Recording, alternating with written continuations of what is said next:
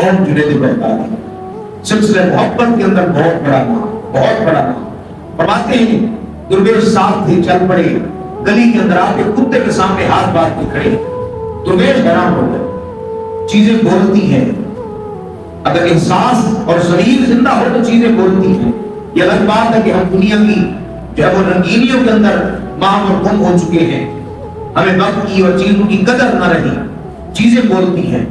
लोगों ने देखा कि आप एक कुत्ते के सामने हाथ बांध के खड़े, काफी देर खड़े रहे, हजरात परेशान हुए।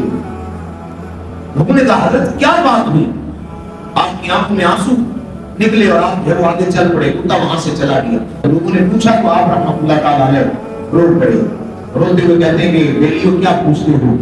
कुत्ता मेरे सामने आया, उसने मुझसे एक सवाल किया, उसने कहा कि नेक अभी तो तुम नेकियां करते हो, नफल पढ़ते हो, तहज्जुद पढ़ते हो और सारा जो है वो इबादत का और नेकी का काम करते हो, सवाल तुमसे ये है कि रूहों की दुनिया के अंदर, आलम अरवाह के अंदर तुमने कौन सी ऐसी नेकी की थी और मैंने कौन सी ऐसी बुराई की थी कि तुम्हें इंसान बना दिया गया और मुझे कुत्ता बना दिया गया।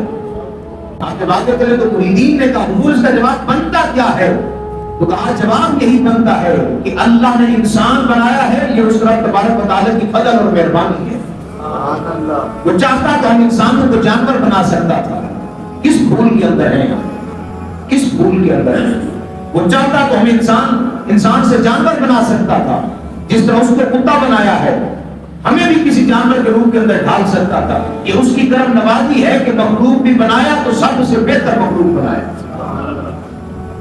और यही हम मखलूक हैं जो अपने मर्तबे से गिर जाते हैं। हम कभी कभी अपना मर्तबा भूल बैठते हैं।